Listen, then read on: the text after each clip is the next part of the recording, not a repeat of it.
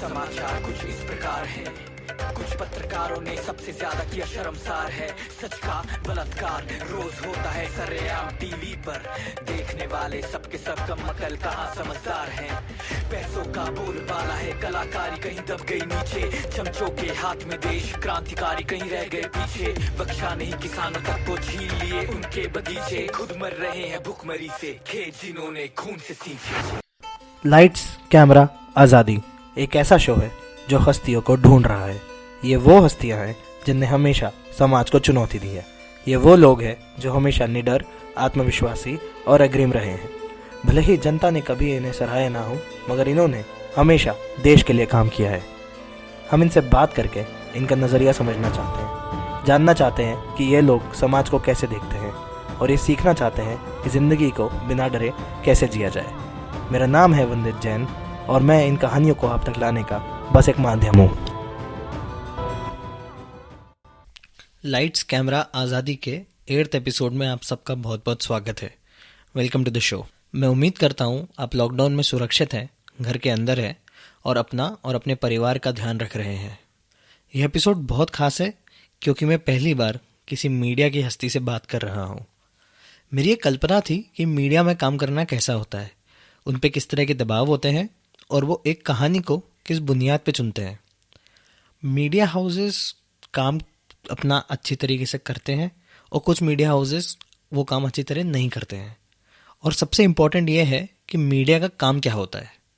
मैं किसी एक ऐसी हस्ती की तलाश में था जो कि ओपिनियन भी रखता हो और एक ऐसे मीडिया हाउस से हो जिसकी भले ही कोई लीनिंग हो बट वो ट्रू जर्नलिज्म हो और बड़े मीडिया हाउसेस का सच क्या है ये बता सके। मेघनाद न्यूज़ लॉन्ड्री से हैं और उन्हें मैंने ट्विटर पर रीच करा था। He was very fourth coming. जैसे ही उन्हें टाइम मिला वी रिकॉर्डेड। ये रिकॉर्डिंग 3 अप्रैल की है, तो without further ado let's listen Meghnad. So 3, 2, 1. Hey, hi Meghnad. Welcome to Lights Camera Azadi.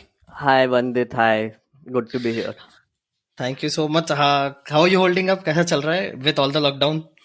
यार पागल हो रहे हैं लोग और मैं भी थोड़ा सा उनके साथ पागल हो रहा हूँ। मतलब it's a very different experience, no? Like, you know, it's like you are able to differentiate between work and personal life easily because you go to this physical location and then you work there, then you come back home and you can switch off. Nobody expects you to work after that. But here it's like you're available 24/7. And since people are not sleeping anymore apparently, रात को 3 बजे भी messages आते हैं, तो like क्या हो रहा है बॉस। तो जर्नलिस्ट कैन दे वर्क घर पे बैठ के और कैसे काम करते हैं? So I am not really a journalist, right? So I'm basically, well, I kind of don't ever call myself a journalist because I do a lot of opinion pieces and every piece of information I put out has my own personal opinion in it as well. And I'm very clear about that. So for me, like it's mostly like doing online research and then writing pieces and making sense of what is happening, etc. So for me, it's doable. But for our reporters, it's not. I mean, for reporters who are on the ground, of course, like some of our reporters in News Laundry have gone to, like, say, figure out what is going on with the migrant workers when it happened, right? And like there are things like, what is the status in hospitals, etc. So they have been doing that, but for them as well, like they're following like proper safety rules and they're like wearing gloves, they're making sure it's all sanitized and everything, the whole jing bang. तो Meghnath, my first question is कि आपकी journey कैसी है from Nagpur से लेके to becoming one of the finest commentators and specialist on Indian democracies and parliamentary proceedings? Can you थोड़ा सा you can throw some light at how did it happen? I'm not sure about the finest part of it, but yeah, I'm a commentator. Like, so it's like I've had a strange journey. It'll take a bit to explain it. So I was a commerce student in Nagpur, and my dad is a CA, so he obviously wanted me to be a CA and continue his practice, etc. I tried doing that, but I was very bad at it. So I started working with a newspaper as a freelancer, a big newspaper in Nagpur. I started in page 3. I was covering Okay. nice parties and like fun things and eating free food. And then they moved me over to crime. And then I was like covering a lot of gruesome murders. It was quite a jump. And then I was like, "ये मेरे से नहीं होगा." So then they shifted me to education and law beat, which was Not bad. okay, which was I think a good move. And I was there for like a year. I was working there as a freelancer while I was studying. I was writing, and I got a bunch of front page stories also. My funnest story I have done is when I chased this dog who had been biting a lot of people and in Nagpur. So I was following him around for like a week, and like the trail of victims of this crazy dog. But anyway, that was a fun story. And another story I did was a man who broke the world record of singing continuously. So I did some fun stories in my life. And then I got into this fellowship called LAMP.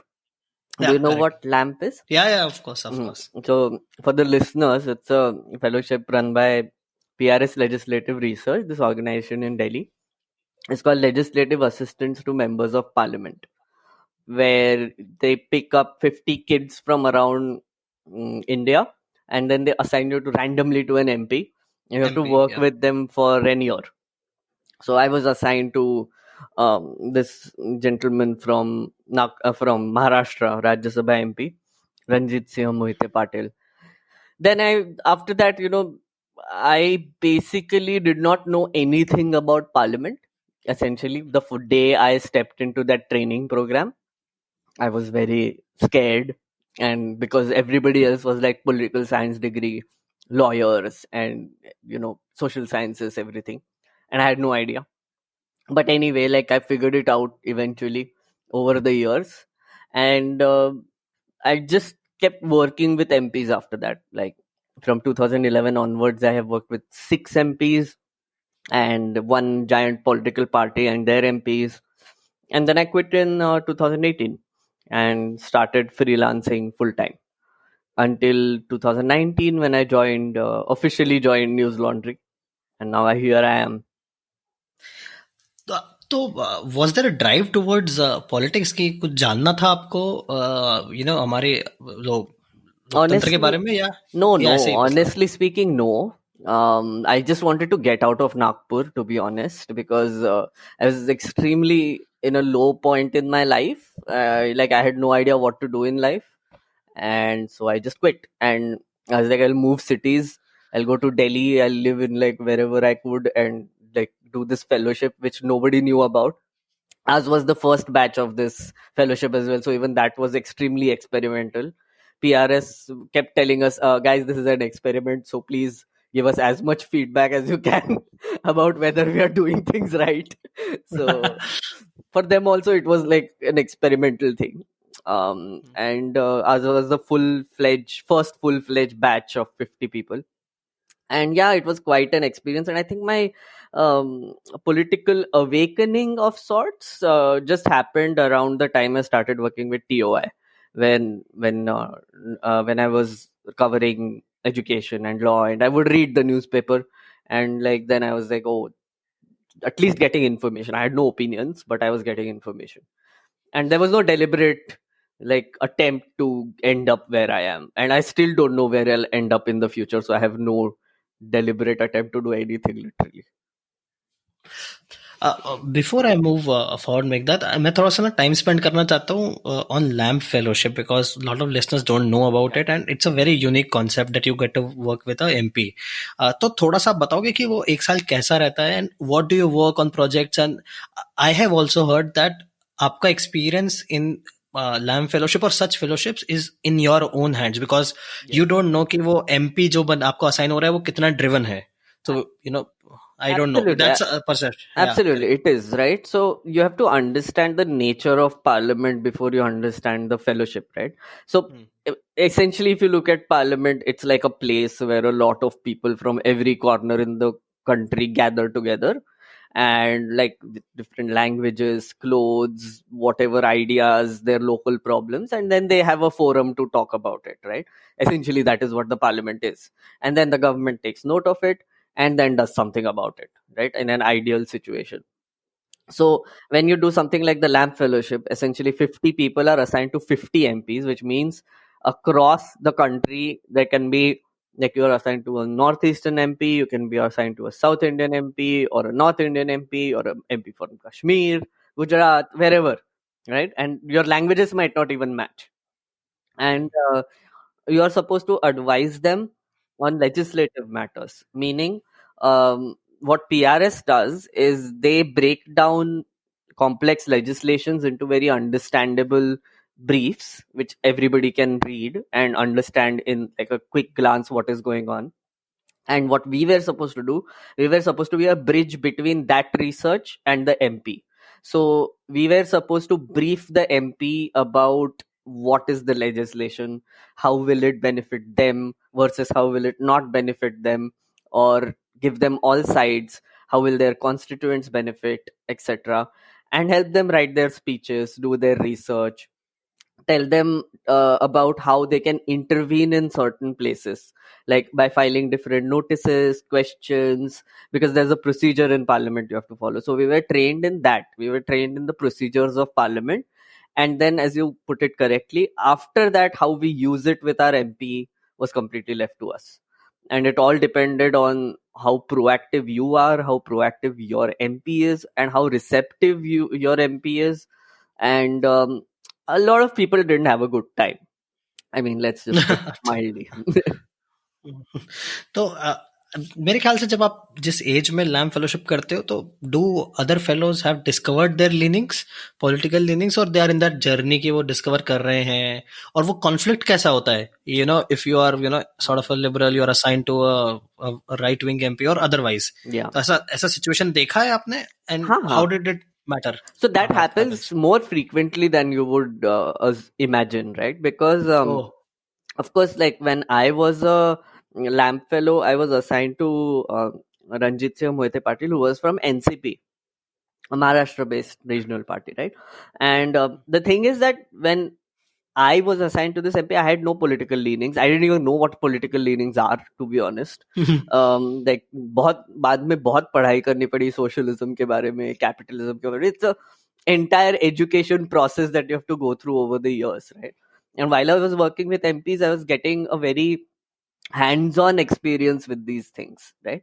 Because obviously, like, you have to also, like, if it's an MP who takes their political leanings seriously, then you have to also know about that.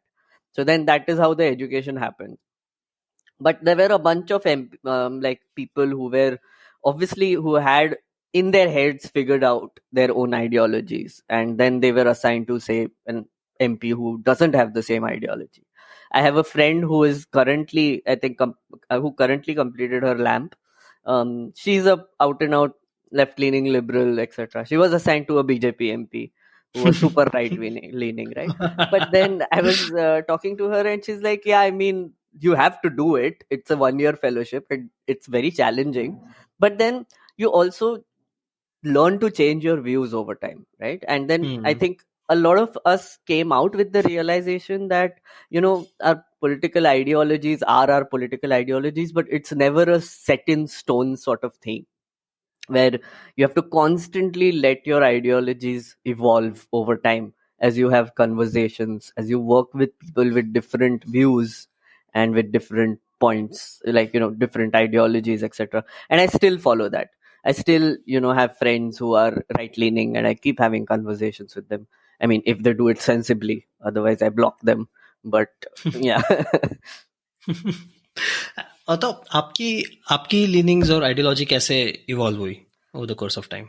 As I said, that's the thing. By reading, by understanding what sort of different ideologies there are, and what I still don't like to bracket myself, to be honest. I mean, abhi bhi I keep an open mind, and I kind of avoid calling myself a liberal. But I mean, I am a liberal now. I mean, I can see all the signs that I'm a liberal when you look at it self-evaluate yourself, and there's nothing to be ashamed of it. But I'm open to like evolving over time. Maybe like 10 years down the line, I might not be. तो what I am curious is Meghnath कि ऐसा कुछ हुआ कि यार आप पहले सोचते थे, आपने कहा कि वैसे तो कोई आइडियोलॉजी नहीं थी आपकी, पर ऐसा हुआ कि यार शिट यार मैं पहले क्या सोचता था और अब मैं क्या सोचता हूँ, इट्स जमीन आसमान का अंतर है, like in last 5-7 years, because it has happened to me. मैं जो क्या Absolutely. any thoughts around that पहले, like what is the contrast like? You tell me how it happened with you first. तो मेरा नेशनलिज्म का काफी right leaning version था कि मतलब getting very emotional about the country and किसी ने एक देश के खिलाफ अगर कुछ भी बोला तो मतलब get very angry about it and all that was one aspect about it. The idea of secularism इतना बहुत नुआंस था, मतलब वो किताबी था, और उसका मतलब क्या होता है और उसकी जरूरत क्या है आज की तारीख में, और वो क्यों हमने हमारे संविधान में उसका इनग्रेन करा था, उसकी कल्पना इवेंचुअली जागी हुई. लिबरलिज्म और फेमिनिज्म की रिक्वायरमेंट और वो क्या आइडियोलॉजीज हैं, मतलब हम ऐसे जोक्स बनाते थे फेमिनिज्म पे, फेमिनिस्ट पे, और तो then eventually you started talking about these issues around homophobia and you get interact with more people from the LGBT community.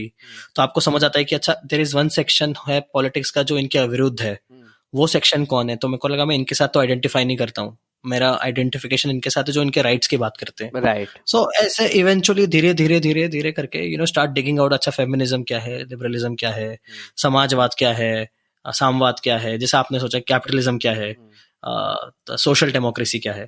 तो वैसे करते करते यू रियलाइज कि अच्छा मैं यहाँ पे हूँ. तो एक जैसे आपने एग्जैक्टली जो पॉइंट बोला कि आपका जो आइडियोलॉजिकल चेंज हुआ वो इन लोगों से इंटरेक्ट करने के बाद हुआ, right? That is the important point there, right? कि जितना हम ज्यादा से ज्यादा लोगों से बातें करेंगे, ढंग से बातें करेंगे और कन्वर्सेशंस करेंगे. जैसे मेरी फैमिली बहुत मतलब बीजेपी सपोर्टिंग आरएसएस बैकग्राउंड से आती है, और फिर भी मैं उनसे बात करता हूँ. I mean it's not like I hate them और लाइक ओ तुम मेरे अगेंस्ट हो types, no. I mean there are a few crazies who like I don't like talking to because they just take it as a personal thing all the time कि तुम मुझे क्यों question कर रहे हो, राइट? बाय क्वेश्चनिंग से the government which is I mean according to your ideology, मुझे ही question कर रहे हो तुम. आई mean it's a really weird large leap, but होता है and I get it. I mean अभी जो जितना भी आप देख रहे हो लास्ट 6 years से कि जो नेशनलिज्म पे जो फोकस है, जो हमारे देश, हमारा प्राउड देश और हमको प्राउड होना चाहिए और सब कुछ प्राउड ही होना चाहिए, इसके बारे में गलतियां पॉइंट आउट मत करो क्योंकि हमारे देश को नुकसान पहुंचेगा फॉर सम रीजन. है काफी लोग, एंड आई थिंक आपने भी अभी डिस्क्राइब किया, आप भी वही कैटेगरी में थे पहले. तो हाँ बिल्कुल. तो आपको भी समझ में आता है कि वो फीलिंग कहाँ से आती है एग्जैक्टली, राइट? और वो फीलिंग एग्जैक्टली आती यहाँ से कि आपने ज्यादा लोगों से बात नहीं की है. आपने आपका दिमाग खुला नहीं रखा है, आपको खुद को अनकंफर्टेबल करना नहीं है आपको बेसिकली, राइट? ये एक इम्पोर्टेंट है कि आपको आपके कंफर्ट जोन से बाहर आके ज्यादा से ज्यादा लोगों से बात करनी है. अब चैलेंज करेंगे, ऑफ कोर्स करेंगे, आई मीन करना भी चाहिए. अगर आप वैसे के वैसे ही रहोगे पूरे लाइफ भर तो कितना बोरिंग लाइफ होगा आपका, right? And like obviously you should talk to people with other views और अदर ओपिनियंस. एंड और एक और चीज इसमें बहुत इम्पोर्टेंट है कि थोड़ा सा हम्बलनेस होना चाहिए कि आप भी गलत हो सकते हो, राइट? ये भी एक पॉइंट है कि अगर आपको कोई बोल रहा है कि भाई तू गलत है, तो उससे नहीं मैं गलत नहीं हूँ ऐसे नहीं, मतलब ऐसे रिएक्ट करने से कुछ फायदा नहीं होगा, किसी का भी फायदा नहीं होगा, उसका भी नहीं होगा, आपका भी नहीं होगा. इंस्टेड आप पूछ सकते हो कि कहाँ पे गलत था मैं, मुझे समझा के बताओ. और अगर उसने समझाया तो एडमिट करो गलती हुई. अगर नहीं किया तो फिर बोलो कि नहीं मुझे नहीं लगता मैं गलत हूँ. I mean you have both options, right? तो लाइक दैट्स द थिंग. तो जो हमने आइडियोलॉजिकल इवोल्यूशन के बारे में बात किया, वो इवोल्यूशन ऐसे ही आता है और उसके लिए आपको ही मेहनत करनी पड़ती है. आपको व्यूज बदलने पड़ते हैं आपके, आपको ओपन रहना पड़ता है। करेक्ट। तो मेघनाथ, आपने इतना पार्लियामेंट में काम करा है, तो एक बहुत ऑब्वियस सवाल बनता है कि आपके हिसाब से हमारे लोकतंत्र को महान क्या चीज बनाती है? Diversity, always diversity. I mean, think about it this way, right? 1947 में एक एक बहुत ही अजीब सा कुछ हुआ था हमारे देश में, जो कि सब लोग अलग अलग भाषा के, अलग अलग भेदभाव जो भी है, whatever, रिलीजन, ड्रेस, खाना, ज्योग्राफी, सब कुछ अलग हुआ। ऐसे लोग साथ में आए, एक बिल्डिंग में गए और बोले चलो कंट्री बनाते हैं, राइट? लिटरली ऐसे ही हुआ था। ऐसे ही हुआ था लिटरली, राइट? 300 लोग गए और बोले हम कंट्री बनाते हैं। क्यों? ब्रिटिश चले गए, अभी कोई चलाने के लिए नहीं है, तो फिर साथ में ही चला लेते हैं। I mean, like that is essentially how we were born, right? And I think that is extremely important because that is where the biggest experiment of humanity started in like governance, democracy, कुछ भी बोल लो आप, right? I don't think people understand how crazy this is, right? And how crazy it is that for 70 years we have been able to do this, right? And I think it's a giant achievement and should be proud of it कि इतने भिन्न भिन्न लोग, इतने पागल लोग सबके सब मतलब साथ में आए और बोलते नहीं नहीं हमको साथ में ही रहना है, राइट? एंड प्रूफ भी करके दिखाया कि हाँ हम रह सकते हैं साथ में, राइट? वो थोड़ा ओवरबोर्ड चले जाते हैं हम कभी कभी कि वो नहीं हमारे देश को कुछ नहीं बोलना types, but I think that is the best thing about this country कि आप बाहर जाओगे और 5 लोगों से बात करोगे तो आपको कितनी कहानियां मिल जाती है एक इसमें कि हाँ मेरे स्टेट में यू हुआ था, और कोई भलते ही लैंग्वेज में बात कर रहा है, और फिर जस्ट बाहर जाके ये एक्सपीरियंस आता है, राइट? तो और intermingling of different kind of people, diversity, और उससे इतने आइडियाज निकलते हैं, कल्चरल अमेलगमेशंस होते हैं, तो आई थिंक दैट्स एब्सोल्युटली ब्यूटीफुल। मैं बस एक कमेंट ऐड करना चाहूंगा कि इटसेल्फ कि हमने इतने साल सस्टेन करा, जो कि जैसे राम गुहा ने बहुत अच्छी बात बोली थी कि India was such a startup कि दुनिया में कोई उसको इन्वेस्ट नहीं करता इन 1947। Exactly, everybody was doubting it, right? Even the British were like पागल हो गए हो तुम लोग, क्या कर रहे हो, मतलब सीरियसली, लाइक पूरी दुनिया बोलेगी ये तो फेल है, मतलब एक्सपेरिमेंट शुरू होते ही फेल होने वाला है। But that's the thing, right? I mean we proved it that no we can do this. तो Meghnath, which brings me to next question. आप जिस फील्ड से आते हो कि हमारे लोकतंत्र का जो चौथा स्तंभ है, मीडिया, वो कितना जरूरी है? तो मैं ये एग्जाम्पल हमेशा लोगों को देता हूँ बिकॉज मीडिया का जॉब समझने के लिए आपको बाकी के 3 स्तंभ का भी जॉब समझना इम्पोर्टेंट है। तो मैंने 2-3 इस पे TEDx टॉक्स भी किए, तो मैं थोड़ा सा समय चाहूंगा इसको एक्सप्लेन करने के लिए। बिल्कुल। आप अगर हमारा देश एक स्काई स्क्रेपर की तरह इमेजिन करेंगे, जैसे 100 मंजिल का एक स्काई स्क्रेपर है, ठीक है? तो हमारा, और ये जो स्काई स्क्रेपर है वो 4 स्तंभ पे खड़ा है। एक तो लेजिस्लेचर, जुडिशरी, एग्जीक्यूटिव और मीडिया, राइट? आपको दिखेगा कि हमारे ये स्काई स्क्रेपर में जो 1% लोग हैं, जो सबसे रिच है, जो सबसे प्रिविलेज्ड है, वो सबसे ऊपर रहते हैं, और जो भर भर के गरीब लोग हैं वो सब नीचे के फ्लोर्स में रहते हैं, जहाँ पे इलेक्ट्रिसिटी नहीं आता, जहाँ पे विंडोज टूटे फूटे हैं, सैनिटरी सिस्टम बहुत गया गुजरा है। अब सोचिए कि ये बिल्डिंग का एक बेसिकली गवर्नमेंट इलेक्ट होता है, वहीं के रेसिडेंट्स चूज करते हैं कि हाँ हम में से कोई लोग चलो पार्लियामेंट में जाएंगे और लॉज बनाएंगे।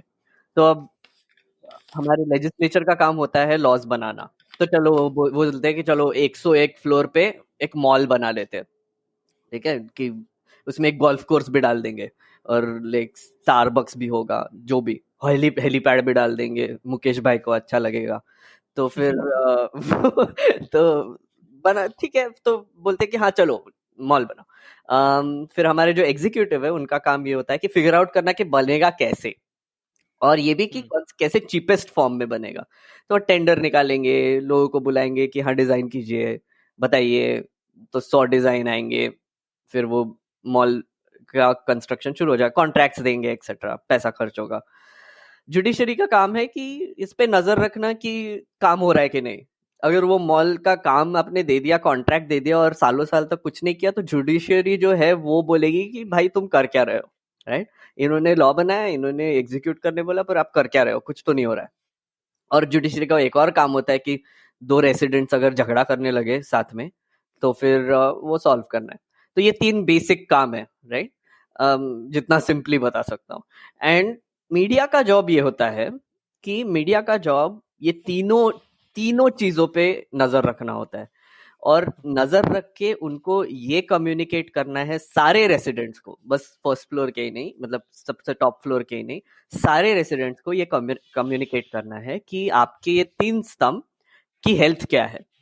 अगर आपके ये 3 स्तंभ में क्रैक्स आना शुरू हो जाए तो आपकी स्काई स्क्रेपर डगमगाने लगती है, और अगर स्काई स्क्रेपर डगमगाने लगी तो फिर मीडिया का काम होता है ये दिखाना कि ये यहाँ पे क्रैक है, इसको भरना पड़ेगा। और फिर अर्जेंटली जो हमारे लेजिस्लेटिव, जुडिशरी और एग्जीक्यूटिव है वो साथ में आके नीचे आके कंक्रीट भर भर के वो भरना चाहिए, राइट? तो मीडिया का बहुत इंपॉर्टेंट काम है कि ये जो स्तंभ है वो हेल्दी रहे और वो मेंटेन रहे, और वो एक हमारे जो कंस्ट्रक्शन है, इतना बड़ा 100 मंजिल की बिल्डिंग, और ऊपर और कंस्ट्रक्शन हो रहा है जिसकी वजह से वेट बढ़ रहा है, वो हेल्दी रखे। तो आई थिंक आपने एक आर्टिकल में भी इस चीज़ को डिस्क्राइब करा था, और मैं आपका एक लाइन कोट करना चाहता हूँ जो मुझे बहुत अच्छा लगा था। The little person, and I quote, the little person fighting for a proper daily wage and better living conditions in the bottom floor has to wait endlessly for the slow wheels of justice to move and for their chance to arrive. Stop quote. Right, absolutely. और आप सोचिए ना, जैसे media जब भी कोई story उठाती है, I mean especially from like the underprivileged, या फिर जिनका स्टोरी यूजुअली आता नहीं है सामने, वैसे लोगों की स्टोरीज उठाने के बाद ही उस पे कुछ एक्शन होता है। वैसे लोगों की स्टोरीज उठाने के बाद ही लार्जर पिक्चर समझ में आता है, राइट? और आई थिंक अनफॉर्चुनेटली हमारे मीडिया में अभी, मेन स्ट्रीम मीडिया में एटलीस्ट, कोई मेहनत ही नहीं करना चाहता। एंड वो मेन प्रॉब्लम है, कोई स्टूडियो से बाहर निकल के मेहनत नहीं करना चाहता कि नहीं मैं ढूंढ के निकालूंगा कि कौन से विलेज में प्रॉब्लम्स हो रहे हैं, और फिर मैं उनसे बात करूंगा, और वो जो बात है वो उठा के मैं और लोगों से बात करूंगा कि आपका क्या कहना है, और अगर मुझे पैटर्न दिखाई दे तो उसकी एक बड़ी स्टोरी बनाऊंगा कि ये एक सिस्टमिक प्रॉब्लम है हमारे यहाँ पे जो हमको सॉल्व करना है। और ये जर्नलिज्म होता है, और ये मतलब ट्रेंड प्रोफेशनल्स अच्छे से कर सकते हैं, बट इवन आज क्या हो रहा है कि जो ट्रेंड प्रोफेशनल्स हैं जिनको इसमें एक्सपीरियंस है, वो भी स्टूडियो में बैठे ज्ञान दे रहे हैं। और वो एक इम्पोर्टेंट, ऑब्वियसली एक इम्पोर्टेंट एस्पेक्ट भी है कि आप स्टूडियो में बैठ के ज्ञान दे रहे हो। जैसे एक स्टार्क डिफरेंस है रवीश कुमार का। रवीश कुमार जो है वो अभी भी इतने बड़े स्तर पर जाकर मैग्से से अवार्ड जीतकर भी अभी भी रास्ते पे आके लोगों से ही बात करते हैं, राइट? एंड उनके रिपोर्टर्स भी रास्ते पे आके लोगों से ही बात करते हैं, और उसी के बेसिस पे वो पूरा शो करते हैं। और ऐसे आप कितने चैनल्स देख पा रहे हो आप जो ये कर रहे हैं, और वो भी इन एन अनबायस्ड वे।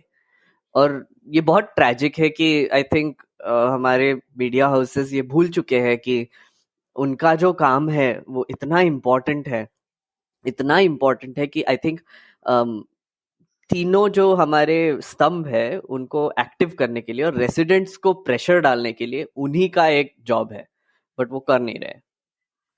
आपकी बात में बहुत गहराई और सच्चाई है, क्योंकि मैंने पहली बार देखा था जब माइग्रेंट वर्कर की सिचुएशन आई थी, तो यूनानिमसली मीडिया हाउसेज उसको कवर कर रहे थे, पर मैंने पहले ये सिचुएशन नहीं देखी, और I think the government reacted on it immediately. Exactly. और that was the power of media.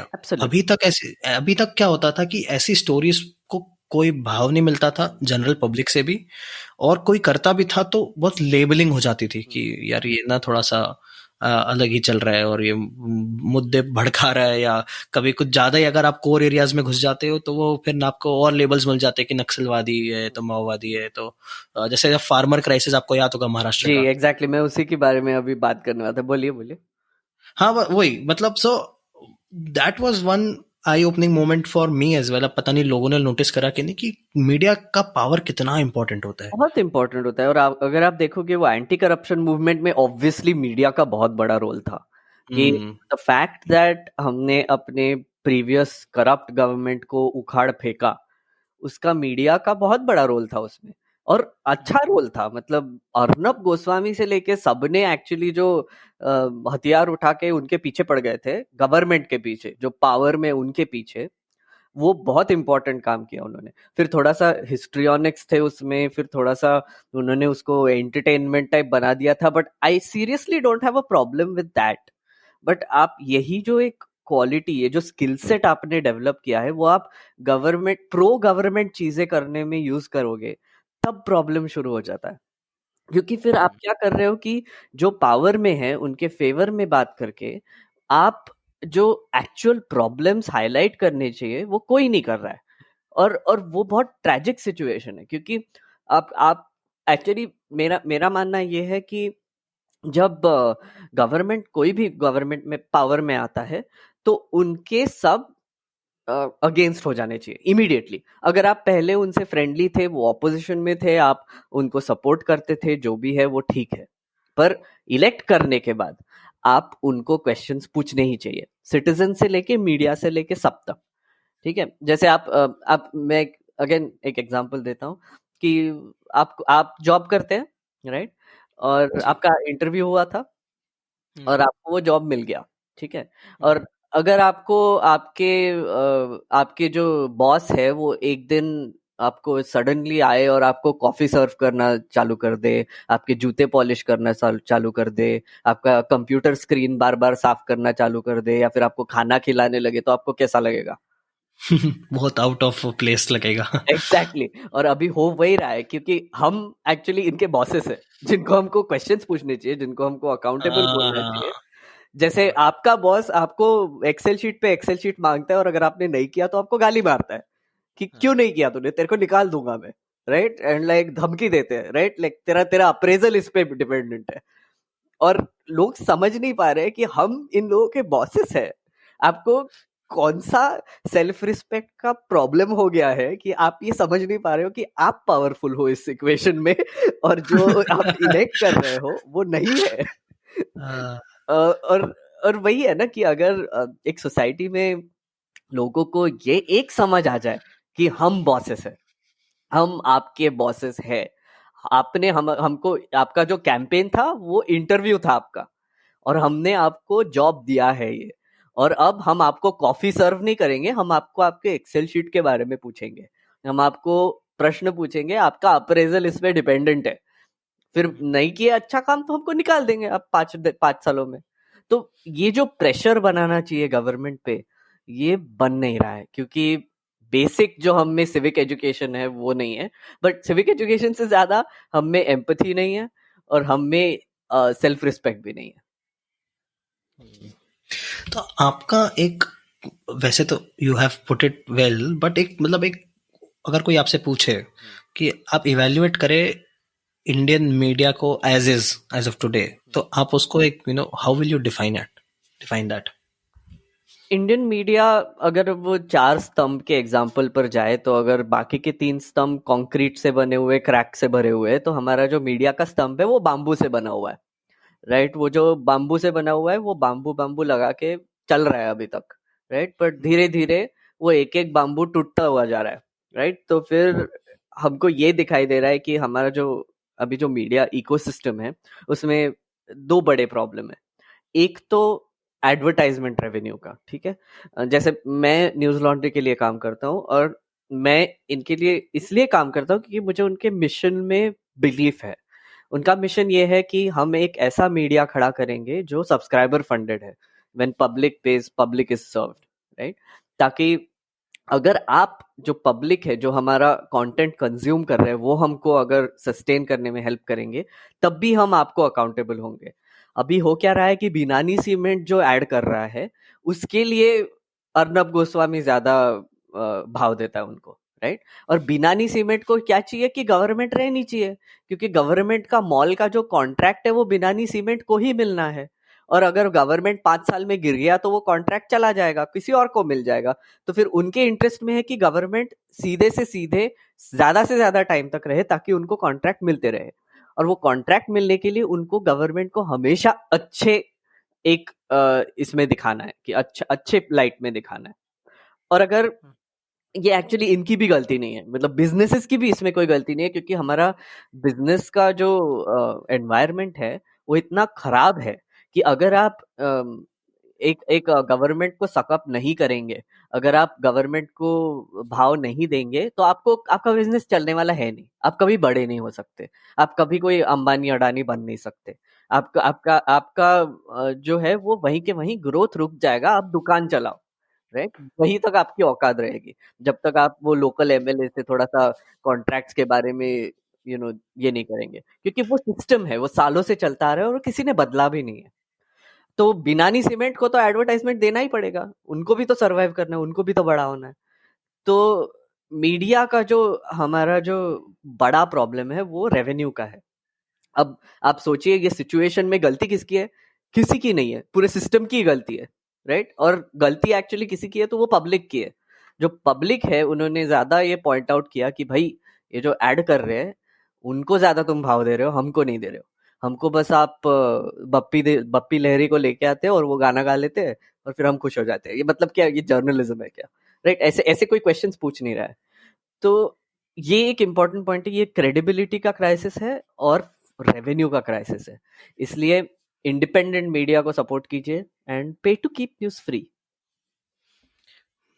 तो पर ये तो मेघना दी तो बहुत एवरलास्टिंग प्रॉब्लम है। मतलब अगर कोई दूसरी सरकार आ जाती है जो दूसरी लॉबी को रिप्रेजेंट करती है, अब प्रैक्टिकली आप कह रहे हो कि जो हाईएस्ट बिडर है वो जीत रहा है जी। तो अगर कोई दूसरी लॉबी जिससे ज्यादा बिड करने लग गई और लेट्स से कोई एक्सवाईजी पार्टी है, वो they can get a better bidder, तो आप ये कह रहे हो कि then they have the Upper hand. A power to shape opinions, जैसे अभी करंट गवर्नमेंट के पास पावर है। तो Absolutely. are you suggesting that, तो how do we, before I move forward, I really want to know कि how do we actually fix this problem? तो इसमें ना एक प्रॉब्लम बहुत बड़ा है, वो सेंट्रलाइजेशन का है। ठीक है, मतलब जैसे अगर आप एक बड़े बिजनेसमैन हो और आप गवर्नमेंट के साथ थोड़ा सा लाइक इलेक्टोरल बॉन्ड्स दे दो के डील करना चाहते हो, तो आपको एक आदमी के पास जाना पड़ेगा, या फिर एक पार्टी के पास जाना पड़ेगा, या फिर एक पार्टी लीडर के पास जाना पड़ेगा, या फिर एक चीफ मिनिस्टर के पास जाना पड़ेगा। और वो करके आपको, मतलब आप फ्रेंडली हो के वो जो भी है आपको गेन्स मिल सकते हैं। अब कोई दूसरा आया तो दूसरा भी वही करेगा कि वही चीफ मिनिस्टर के साथ या फिर कोई और चीफ मिनिस्टर के साथ या फिर कोई और प्राइम मिनिस्टर के साथ वही वही चलता रहेगा, जैसे आपने सही बोला। तो इसमें एक ही सोल्यूशन है, डिसेंट्रलाइजेशन, राइट? जैसे अगर आप पावर्स जो सेंट्रलाइज होते हैं, जो जो प्राइम मिनिस्टर के पास या फिर जो चीफ मिनिस्टर्स के पास इतने सारे पावर्स है, वो आप काफी हद तक आपके लोकल कॉर्पोरेटर और लोकल एमएलएस को और लोकल जो पंचायत है उनको आप डिवॉल्व कर देंगे, तो फिर इसमें एक सोल्यूशन हो सकता है। मैं बोल रहा हूँ वो डिफिकल्ट होगा एग्जीक्यूट करना, पर जैसे मैं एक एग्जांपल देता हूँ कि आपके घर के सामने अगर एक हाईवे जा रहा है और उस पर एक पॉट होल हो गया, तो फिर आपको नेशनल हाईवे अथॉरिटी के पास जाके वो कंप्लेंट दर्ज करना पड़ेगा, राइट? और वो तो दिल्ली में बैठे हैं, तो आप तमिलनाडु से वहां पे दिल्ली में एक एप्लीकेशन भेजोगे और फिर वो फिक्स होगा। एक क्रूड एग्जाम्पल है, ऐसे होता नहीं है पर क्रूड एग्जाम्पल है। पर अगर फॉर इंस्टेंस जो पॉटहोल फिक्स करने का काम है वो आपके 2 दरवाजे दूर जो आपको कॉर्पोरेटर आपने जो इलेक्ट किया है उसके ऊपर आपने रिस्पॉन्सिबिलिटी डाल दी, तो फिर आप लिटरली काम जाते वक्त खिड़की नीचे करके उस पर चिल्ला सकते हो रोज कि ये तूने पॉटहोल फिक्स नहीं किया, और फिर चले जाना अपने साइड पे, और रोज करना है ऐसे जब तक फिक्स नहीं हो जाता, क्योंकि वो 2 दरवाजे डाउन है, राइट? आप तो प्राइम मिनिस्टर के पास जाके तो ये नहीं कह सकते कि डिमोनेटाइजेशन की वजह से मुझे इतना इतना नुकसान हुआ, राइट? वो क्या ही करेंगे, और वो मतलब कितने, कहाँ से, how will you reach him? Tweet करोगे, हजारों लोग ट्वीट कर रहे हैं, तो किस किस के लिए हेल्प करेंगे? क्या पता. तो basically the problem is centralisation. जब तक हम डिसेंट्रलाइज नहीं करते तब तक ये प्रॉब्लम सॉल्व होने वाला है नहीं. और इसका दूसरा पहलू ये भी है, ये अचीव करने के लिए आई थिंक हमको एक दूसरे पे थोड़ा सा ट्रस्ट बढ़ाना पड़ेगा. कि अगर आप एक आदमी पे ट्रस्ट करते हो या फिर एक औरत पे ट्रस्ट करते हो जो टॉप पोजीशन में है और पूरा ट्रस्ट आपका उन पे ही है, तो वो हमारी गलती है. क्योंकि हम अपने बाजू में जो हमने इलेक्ट किए हुए रिप्रेजेंटेटिव्स है उन पे ट्रस्ट नहीं डाल रहे. हम उनको उनको बस इलेक्ट करके छोड़ दिया क्योंकि हम आपका ट्रस्ट तो वो पार्टी लीडर पे है. तो वो एक सिस्टम हमको बदलने की बहुत जरूरी है, बहुत ही ज्यादा जरूरत है. पर वो कैसे होगा, क्या होगा, आई थिंक वो पॉलिटिकल कॉन्शियसनेस से ही आएगा. आ रहा है धीरे धीरे. आई थिंक ऑल 100 साल लगेंगे, हो जाएगा. ओके, 100 साल. या यार, आई होप नॉट, बट यार नहीं नहीं, सही कमिंग में. बैक. आप सोचिए, एक आप ऐसे देखिए कि 70 साल हो गए हमको इंडिपेंडेंट होके. अगर आप एक decade if you compare it with 1 human ear, तो हम एक 7 साल के बच्चे हैं.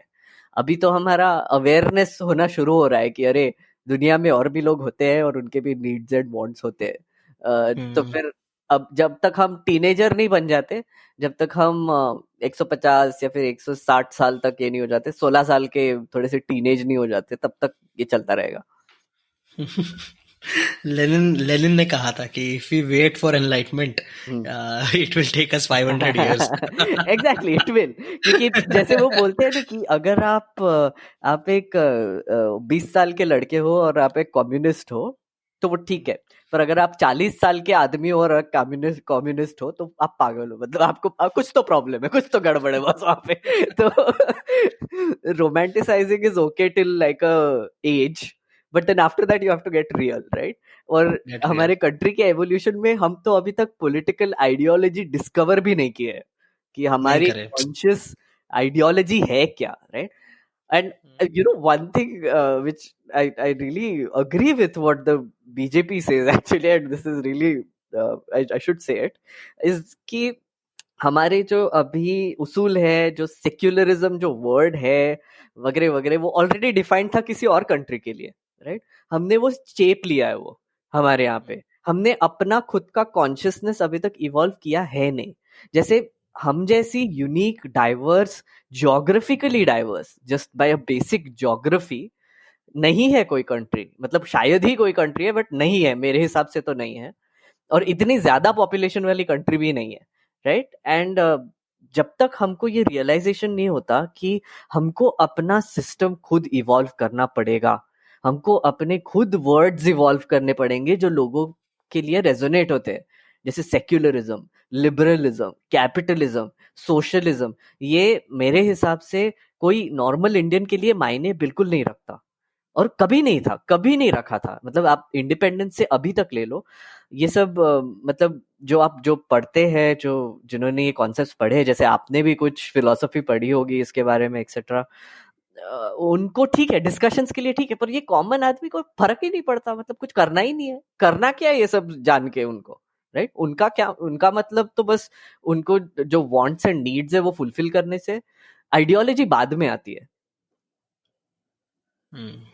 इंटरेस्टिंग. तो मैं कमिंग बैक मेघनाथ, मीडिया के द सिचुएशन ऑफ मीडिया, एक जो बहुत डिबेट रहती है मीडिया की न्यूट्रलिटी. अब एक तरफ वाले बोलते हैं कि ये मीडिया न्यूट्रल है, वो जो उनके लीनिंग्स को अफर्म करता है. कुछ दूसरी साइड वाले बोलते हैं कि ये न्यूट्रल है. तो ये न्यूट्रल मीडिया की डेफिनेशन एक्चुअली में क्या है और अभी आपके हिसाब से क्या चल क्या रही है? मीडिया कभी न्यूट्रल नहीं होता. I think people misjudge it, right. Media कभी न्यूट्रल होना भी नहीं चाहिए. Media should always be anti establishment, और एंटी एस्टैब्लिशमेंट अगर आप होंगे तो आप कभी न्यूट्रल नहीं हो सकते, राइट. एंड आप और media will always be biased. ये भी हमको एक सीधा बोलना ही चाहिए कि आप एक सिंपल चीज देख लीजिए कि बाय द फैक्ट दैट एक मीडिया ने, जैसे आपने बोला, ये माइग्रेंट वर्कर क्राइसिस को हाईलाइट करना एक जरूरी इशू समझा, वो बायस है, राइट. यहाँ पे और 100 स्टोरीज हो सकती थी जो बेसिकली मे बी डॉक्टर्स के हालत पे हो सकती थी, मे बी नर्सेस की हालत पे हो सकती थी, मे बी हेल्थ वर्कर्स और भी है जो उनके हालत पे हो सकती थी, राइट? मे बी कोई और बिजनेसमैन के ऊपर हो सकती थी, कोई भी स्टोरी हो सकती थी. There are a ton of people who are suffering, right? Farmers के ऊपर हो सकती थी. But just by the fact that some journalist chose this as an important story to highlight, वो बायस्ड है, राइट? और ठीक है, I mean it's okay to be biased. This is an important story to highlight. They can't do everything. और I think people don't realize this, right? people just expect कोई एक figment of neutrality चाहिए उनको कि हाँ तुम criticise भी करो पर प्रेज भी करो, दोनों करो. ये कैसे होता है exactly? I don't understand, right? The government is spending tons and tons of money advertising everywhere about their achievements, about their like whatever they are doing, and like praising themselves and their leader and whatever. सभी government करते हैं.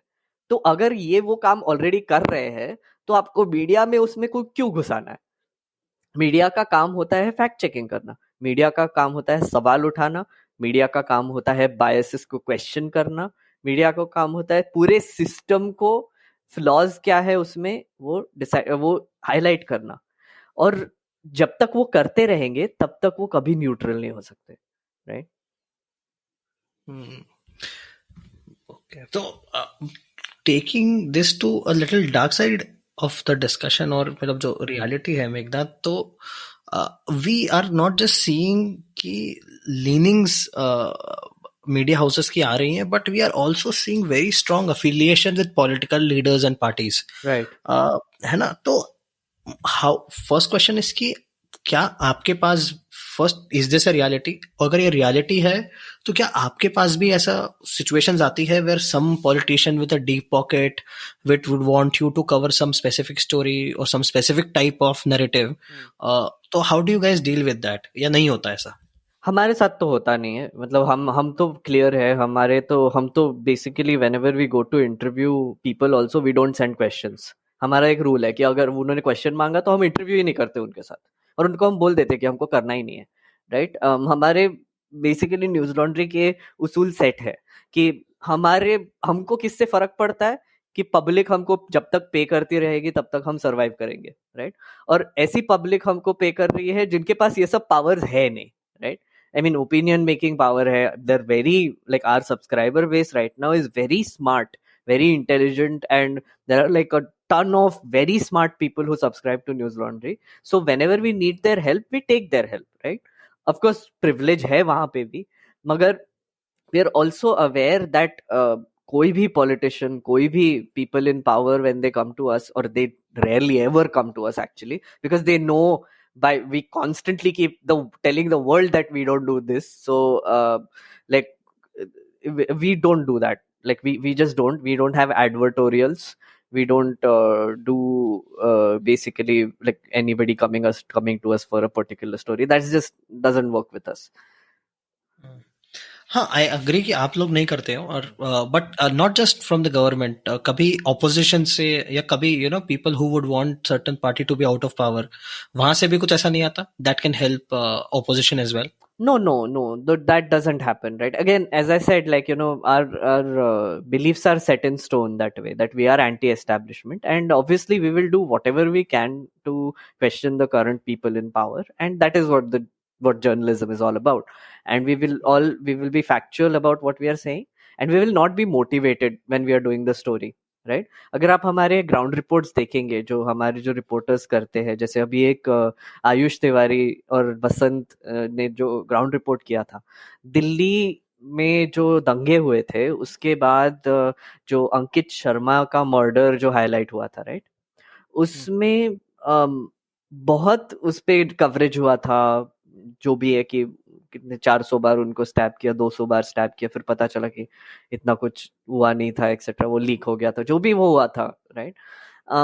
हमको पता चला कि वहां पे 12 और लोग मरे हुए मिले थे वही ट्रेन में जहां पे अंकित शर्मा की बॉडी मिली थी, पर उनको किसी ने कवर नहीं किया, राइट? उनको किसी ने हाईलाइट नहीं किया, उनको किसी ने, मतलब क्योंकि वो निचले तबके के लोग थे, वो रिक्शा वाले थे, वो लेबरर्स थे, वो जिस गरीब लोग थे और मुस्लिम थे.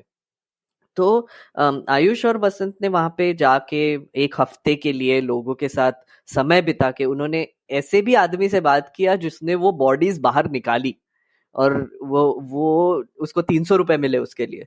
तो ऐसे लोगों की स्टोरीज हाईलाइट करना हमारे लिए बहुत इंपॉर्टेंट है। और हम ग्राउंड रिपोर्ट्स ऐसे ही करते हैं कि जो लोग जिनकी स्टोरीज आप तक पहुंच नहीं रही है मेन स्ट्रीम मीडिया की वजह से, उनकी फंडिंग की वजह से, उनके बेसिक फिलॉसफी की वजह से आप तक कोई स्टोरीज पहुंच नहीं रही है, इसलिए हम ये अलग फिलॉसफी लेकर आ रहे हैं आपके तरफ कि आपको हमको जो लगता है कि आपको इम्पोर्टेंट इंफॉर्मेशन मिलनी चाहिए वो हम आपको प्रोवाइड करेंगे। और ऊपर से हम आपको ये भी बताएंगे कि जो मेन स्ट्रीम मीडिया है, जो एड फंडेड मीडिया है, वो ये हाईलाइट क्यों नहीं कर रहा है। और हम ये क्वेश्चन बार बार पूछते रहेंगे उनसे कि भाई you are the fourth pillar, तो जैसे fourth pillar is suppose to watch the cracks, I think fourth pillar को एक और रहता है सेल्फ रिफ्लेक्शन। तो we are also like sort of self reflecting on the role of the media, and I think that's an important thing to do. तो two questions Meghnath, एक तो आप लोग अपनी और आपके जो पत्रकार होते हैं वो अपने पैशंस को, अपने बायसेस को कैसे चेक में रखते हैं, अपने लीनिंग्स को, और अपनी ऑब्जेक्टिविटी कैसे मेंटेन रखते हैं? तो एक है कि आई थिंक आपने अगर हफ्ता सुना होगा या फिर जो भी है कि हमारे मेंबर्स क्लियरली बोलते हैं कि we are allowed to have our own personal biases, right? I mean personal opinions, personal leanings वो हमेशा होंगे। There is no such thing as an unbiased person in this world, right? But as an organisation we believe in giving platform to all views, right, of all biases, of all ideologies, as long as they are factually correct when they're saying what they're saying, and whenever they're giving an opinion it's backed up by some facts, or they are making an argument which we think is reasonable and it passes our editorial quality checks, right?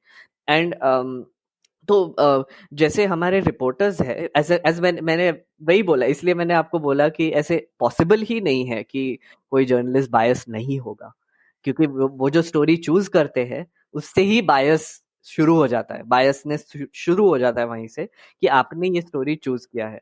And I think it's okay to do that. I think एक बहुत बड़ा problem होता है जब आपके जैसे media houses, या मैं कहूँ कि जो एंटी एस्टैब्लिशमेंट स्टांस रखते हैं, वो कोई एक सेंसेशनल स्टोरी को एक्सपोज कर देते हैं, जैसे कि हमने द वायर के साथ देखा है। तो वो सीक्वेंस ऑफ इवेंट क्या होता है कि जब आप एक कोई बड़े पॉलिटिशियन को और उसकी स्टोरी को एक्सपोज करते हैं, या गवर्नमेंट के कोई एक स्कैम को एक्सपोज करते हैं, and then how things shape after that, and किस टाइप के प्रेशर्स बिल्ड होते हैं। एक ना बहुत फनी सा सिचुएशन क्रिएट हो गया है, पता है हमारे यहाँ पे, कि अभी फायदा ये है कि हमारी मेन स्ट्रीम मीडिया मेहनत करने में विश्वास नहीं रखती, ठीक है? हमारी मेन स्ट्रीम मीडिया डिबेट करती है, हमारी main stream media low hanging opinions लेके आती है, लो हैंगिंग पैनलिस्ट लेके आती है, कोई ऐसे जस्ट बक बक करने के लिए। मतलब एक ही पैनलिस्ट डिफेंस पे बात करेगा, फॉरेन फंडिंग पे बात करेगा, इलेक्शंस पे बात करेगा, हर चीज पे बात करेगा। लाइक आई मीन बॉलीवुड पे भी बात कर लेते हैं वो, कुछ भी, मतलब एक ही पैनलिस्ट आपको हर हफ्ते में दिखाई देगा ओपिनियन देते हुए। और ऐसे तो काफी, आपको तो पता ही है, बहुत सारे लोग हैं ऐसे। और मेरा बेसिकली कहने का मतलब ये है कि अगर जो मेन स्ट्रीम मीडिया है, जो काफी लोग देखते हैं, जो काफी लोग फॉलो करते हैं, वो अगर ये नहीं कर रहा है, तो हमने एक RTI फाइल करके थोड़ा सा इंफॉर्मेशन निकाल के 15 दिन उस पे फॉलो अप करके अगर एक स्टोरी कर दिया तो वो यूनिक हो जाती है, just by the nature of what we are doing, कि हम थोड़ा सा मेहनत लगा रहे हैं उसमें, हम एक्चुअली ग्राउंड पे जाके लोगों से बात कर रहे हैं, उनके पर्सपेक्टिव्स बाहर निकाल रहे हैं, वो मेक्स इट यूनिक, राइट? तो अगर हमारा मेन स्ट्रीम मीडिया एक्चुअली ये मेहनत किया होता, तो हमारे ये इतने जो स्टोरीज हम जो निकालते हैं, जो एकदम ब्लो अप हो जाते हैं, सडनली एक्सपोज कर रहे हो, एक्सेट्रा एक्सेट्रा, उनको इतना भाव नहीं मिलता। टू बी ऑनेस्ट, हमको और मेहनत करनी पड़ती कि अरे इन्होंने ये ऑलरेडी स्टोरी कर दी है, अब हमको कुछ और ढूंढना पड़ेगा, क्योंकि obviously they have more resources, they have more people, they have a broadcasting channel at their hands, so they are obviously going to do it better. So like for instance, आप अगर वो JNU का देखेंगे जो हुआ था, JNU में जो पुलिस घुस गई थी और नहीं सॉरी पुलिस नहीं, जो एबीवीपी के लोग घुस गए थे और मारामारी करना शुरू कर दिए थे।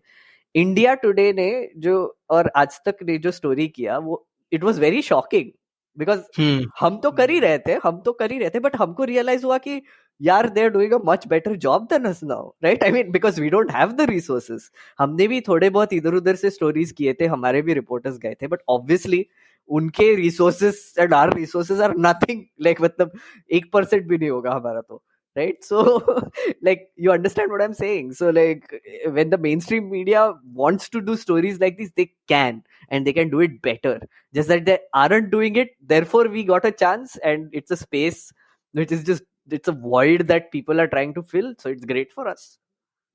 तो मतलब आपके लिए बहुत अच्छी बात है, वरना आपका बिजनेस चौपट हो जाएगा अगर ये लोग एक्चुअल जर्नलिज्म में घुस गए तो। Actually that's true and like I mean like आप अगर सोचोगे कि इन्होंने अगर अपना काम करना शुरू किया तो हमको भी ज्यादा मेहनत करना पड़ेगा, राइट?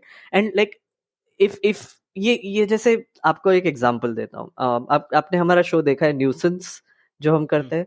न्यूसेंस जो शो है मनीषा करती है, वो बेस्ड है कि टीवी पे डिबेट्स में क्या, फॉरगिव माय फ्रेंच, चूतियापा चल रहा है, right? And it's really shocking sometimes because I help her do research. I also watch some TV and like do pieces on it now, etc. It's shocking कि आप हर channel देखोगे तो सब पे ही ये चालू है, मतलब collectively they decide on one topic which they are going to do. And it's really bizarre to me, right? Because आपका मॉडल चल रहा है TRP पे, if I understand correctly, right? India Today ने जब वो जेएनयू का स्टोरी किया था, I can bet you that उनका TRP went bonkers, like they must be getting like crazy views, क्योंकि ट्विटर पे ट्रेंड हो रहा था, लोग पागल हो रहे थे कि भाई एक तो भाई इनको हो क्या गया है, सडनली एकदम जर्नलिज्म करने लगे, ऊपर से अच्छा जर्नलिज्म करने लगे, तो मतलब लोग भी देख रहे थे कि भाई होता क्या है।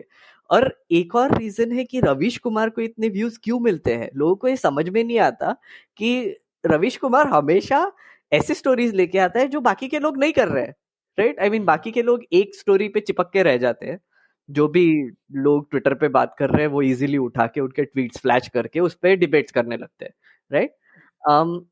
एक आध दो एक्सपोजे के हिसाब से कुछ 5 मिनट का एक वीडियो दिखा देंगे जो भी व्हाट्सएप पे मिला होगा और वो स्टोरी बन गई, राइट? तो आप सोचिए कि अगर आपका बिजनेस टीआरपी पे चल रहा है तो doesn't it make sense to have a different story every day than the rest of the media? Because then people, if you are doing a better job, people will watch it more, advertisers will want to advertise with you more, and you will reach out to more people and get more money, right? It's just bonkers to me why that doesn't happen. Like it's really, I'm still trying to find an answer for that, but I think people are just not thinking about this, I guess. मेरे को लगता है सबका एक viewership set है, तो वो मेरे ख्याल से वो उसी, I think they are trying to find a balance between their existing viewership and also appeasing the supreme leader. तो वो कहीं ना कहीं वो फाइन बैलेंस मेंटेन कर रहे हैं कि यार अच्छा, मैं 50 करोड़ लोग जो रात को प्राइम टाइम ट्यून कर रहे हैं, 5 10 करोड़ तेरे मेरे भी फिक्स है, मैं उसके लिए maybe I will have to become like an India TV अगर मेरे को उससे बढ़ाना है तो, बट अगर उस चक्कर में I will piss off somebody else, तो let me be the way it is, मेरा ये assumption है। अच्छा, actually it's a good point for you, from you as well, कि क्यों नहीं कर रहे हैं वो? What do you think? I think there is some truth to what you said, but then I mean देखो, like if you think about it, competitive business है, right? I mean like एक रिपब्लिक टीवी और एक जी news, like Republic Bharat और एक जी news और एक आज तक, तीनों कंपटीशन में है at least, right? I mean they are fighting for ad space, they are fighting for eyeballs, and उनका बिजनेस तभी चलेगा जब लोग उनका कंटेंट कंज्यूम करेंगे और एड्स देखेंगे, राइट? तो I mean it doesn't make sense to have this understanding कि हाँ तेरे 10 करोड़ व्यूअर्स है, मेरे 10 करोड़ व्यूअर्स है। I think they are constantly fighting for this, they are constantly fighting for eyeballs, and they are constantly fighting with each other कि सबसे ज्यादा जो सेंसेशनल चीज है वही लोग देखेंगे। उनका बेसिक अंडरस्टैंडिंग ये है। जैसे आप WWE देखते थे छोटे थे तब, वैसे बहुत लोग देखते थे और उसमें आपको पता था वो फेक था, सबको पता था वो फेक था, बट फिर भी लोग हाँ। देखते थे, मजा आता था, लाइक मारा मारी चल रही है, अच्छा लग रहा है, लाइक अच्छा फ्रस्ट्रेशन निकाल रहे हैं एक दूसरे पे, गाली मार रहे हैं, जो भी है, देखने में मजा आता है। आई थिंक टीवी न्यूज वही बन गया, टीवी न्यूज एक वर्बल WWE मैच बन गया कि सबसे ज्यादा अच्छा फाइट जो होस्ट करेंगे उनको ज्यादा व्यूअरशिप मिलेगा। तो फिर ये लेके आते हैं अपने जीडी बख्शी साहब लेके आते हैं, और फिर एक पाकिस्तानी जनरल लेके आते हैं और भिड़ा देते हैं साथ में, राइट? और फिर बहुत चिल्लाते हैं एक दूसरे को, इंटरनेट पागल हो जाता है, हम भी पागल हो जाते हैं, बेसिकली हमारी भी इसमें शायद गलती है कि हम भी पागल हो जाते हैं कि हाँ हाँ क्या किया उसने, और मतलब क्लिप वायरल होते हैं, आदमी पॉपुलर हो जाता है, चैनल पॉपुलर हो जाता है, फिर ज्यादा लोग देखते हैं कि अरे जीडी बख्शी तो सेलिब्रिटी बन गया, right? And it's a very thought through process, right? हमने एक इंटरव्यू किया था जीडी बख्शी के साथ, और जीडी बख्शी, मैंने जब वो इंटरव्यू देखा, I have massive respect for the man after that. He is so smart, he is very well read, he was in the army, he was doing like a lot of intelligence work as well, and he's extremely smart, right? But जब वो interview कर रहे थे और अभिनंदन जो हमारे CEO है उससे बात कर रहे थे, he so eloquent, he so well meaning, and everything he was saying was making sense.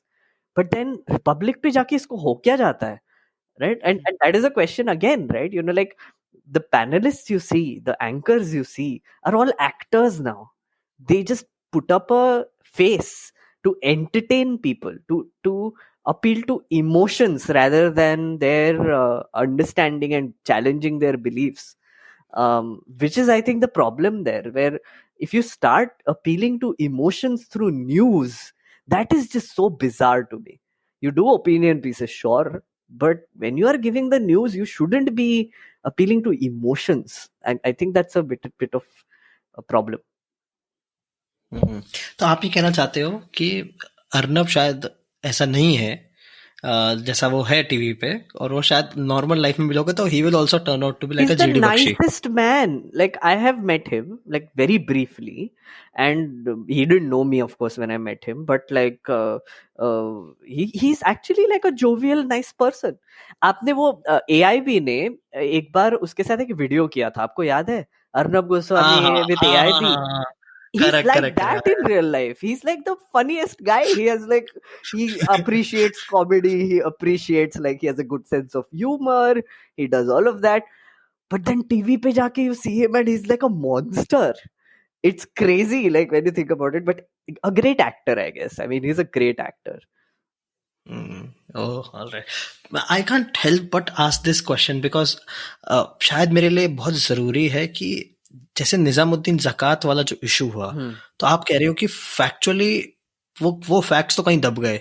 तो ऑल्दो मैं पॉडकास्ट पे करंट अफेयर्स टच नहीं करता, but I think I can't help but ask कि एक बहुत ब्रीफ में मुझे बताओगे कि वो फैक्चुअली क्या सिचुएशन थी और how people perceived it in the wrong way and where were they wrong?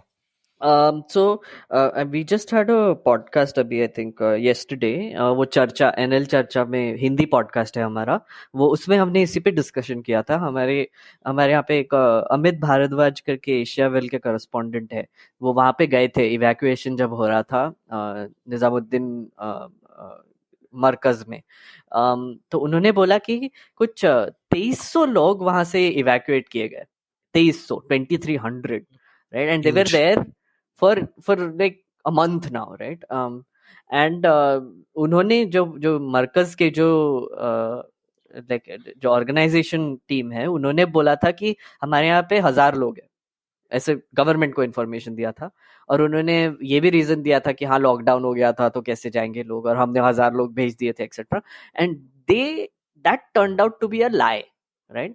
And even there was a clip that was leaked of the Maulana saying कि हाँ नमाज पढ़िए आपको कोरोना नहीं होगा एक्सेट्रा, वो भी सही क्लिप था। तो from the organisation standpoint ये it's a big issue, right? It was a big failure on the organization, and it was there, I mean, it was, in my book it was a little criminal as well, because आप ये तो नहीं कह सकते कि आपको पता ही नहीं था कि कोरोना वायरस का सिचुएशन क्या है, क्योंकि फरवरी से वैसे शुरू हो गया था, फरवरी एंड से लोग बोलना शुरू कर दिए थे कि सोशल डिस्टेंसिंग कीजिए, प्लीज आप लोगों से दूर रहिए, मास्क पहनिए, सब चल रहा था, राइट? योगी जी पे भी प्रेशर बढ़ गया था कि वो अयोध्या में जो इवेंट होने वाला है वो कैंसिल कर दीजिए, बड़े गैदरिंग्स अवॉइड कीजिए, वो सब चालू हो गया था, राइट? और इस सिचुएशन में, ये लॉकडाउन से पहले हुआ था बाय द वे, और इस सिचुएशन में अगर आप फिर भी आपके दरवाजे बंद करके 2300 लोगों को एक ही कमरे में रखते, एक ही बिल्डिंग में रखते हो, तो वो आप पे, I think that is an absolutely criminal thing to do and an extremely stupid thing to do as well. Because not only are you putting your like the 2300 people's lives in danger, but also when those 2300 people go places, कितना spread करेंगे वो, right? And it has happened, like अभी जो track कर रहे हैं उसके वजह से पता चला कि इन्होंने बहुत बड़े बड़े क्लस्टर्स क्रिएट कर दिए ऑल अक्रॉस इंडिया, असम से लेके तमिलनाडु से लेके, क्योंकि ये सब प्रीचर्स थे, मतलब वो भी तो है, एक है ना कि वो प्रीचर्स अगर आप साथ में है तो वो बाहर जाके भी प्रीच ही करेंगे, तो गैदरिंग्स में ही जाएंगे, तो फिर ये बहुत ही घटिया चीज हुई जो होनी चाहिए थी, and this is completely on the organisation, absolutely. But जो हमारे न्यूज चैनल्स कर रहे हैं, जो हमारे कमेंटेटर्स भी कर रहे हैं कि अरे now they are just saying that all Muslims are irresponsible, I think that's a bit much. I think that's an absolutely a bit much. I think हमारे यहाँ पे जो कट्टर हिंदूवादी लोग जो है, या फिर जो तिरुपति जाने वाले लोग भी है, वो भी तो वही कर रहे हैं, अभी भी कुछ हद तक गैदरिंग्स हो रहे हैं, कुछ हद तक पाठ पूजा हो रही है, प्रीचिंग हो रहा है, and I think it's a question of how absolutely religious you are versus how much how sensible you are in a situation like this. And I think it's a question of organized religion and the people who follow it and the leaders who preach it, उन पे responsibility है ये spread करना कि please gather मत होइए, और अगर वो ऑपोजिट बोल रहे हैं तो लोग उनको सुनने ही वाले।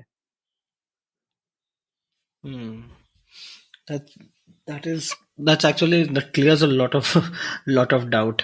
But मेघनाथ, एक जो मेरा सवाल था, आई थिंक वो कहीं ना कहीं हमारे डिस्कशन में खो गया, कि जब एक कोई, and I am coming back to the topic, जब हम आप लोग कोई एक सेंसेशनल स्टोरी को एक्सपोज करते हैं, या कोई भी एक मीडिया हाउस करता है जो कि थोड़ा सा जिसके कारण उस पर एक डिफेमेशन केस लग जाता है या कुछ होता है, तो what kind of pressure suddenly emerge? मतलब do you get phone calls, do you get threatening calls, what is the background of it, backdrop पे क्या होता है? अच्छा वंदित, I'll have to go in like 5 minutes, okay? So oh shit, हाँ, अरे यार ऐसा मत बोलो, बिकॉज मेरे पास व्यूअर्स के भी क्वेश्चंस थे। we can do like a one more later, I think, like अभी तो कर ही सकते हैं, but can like we do a small part 2 tomorrow? नहीं यार, मेरे को सैटरडे और संडे छोड़ दे मेरे लिए प्लीज छोड़ दे यार। बहुत वाट लगी हुई है। नेक्स्ट वीक ट्राई करते हैं। I promise, like you can keep bugging me as much as you want. Whenever I have time, I'll do a part 2. Well, Meghnath had to go. तो जैसा कि आपने कहा, सुना कि मेघनाथ ने कमिट करा था कि वो जल्दी शो पे वापस आएंगे, तो एक काम करते हैं, let's do it Meghnath to come back on lights camera Azadi to do part 2, because आपको पता है ना बहुत इंटरेस्टिंग मोड पे था शो। So do that, and with the hashtag Meghnad come back. I repeat, hashtag Meghnad come back. So do that. आपको अगर ये शो पसंद आया तो आप मुझे लिख सकते हैं on vandit.jain@outlook.com. And hey, हमारा एक इंस्टाग्राम पेज भी है अब, तो इट्स लाइट्स कैमरा आज़ादी। ये लास्ट वीक लॉन्च करा था, पूरे 35-36 फॉलोअर्स हैं, तो फॉलोअर्स बढ़ाइए। इंस्टा पे फॉलो कीजिए मुझे, मतलब पेज को। ट्विटर पे रीच आउट कीजिए मुझे, मेरा ट्विटर हैंडल है THOONEDIT। अपना ध्यान रखिए, लॉकडाउन का समय है, घर के अंदर रहिए, और हाँ, before I forget, please support independent journalism like news laundry. अगर आपको लाइट्स कैमरा आज़ादी का ये शो पसंद है तो मेरे बिहाफ पे न्यूज़ लॉन्ड्री को कुछ डोनेट कीजिए।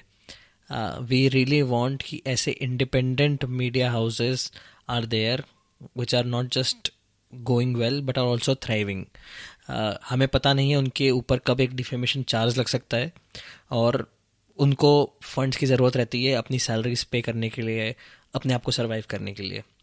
आई hope you enjoyed part 1 and I don't know part 2 कब आएगा honestly. Take care, have a great week ahead. धन्यवाद। जय हिंद।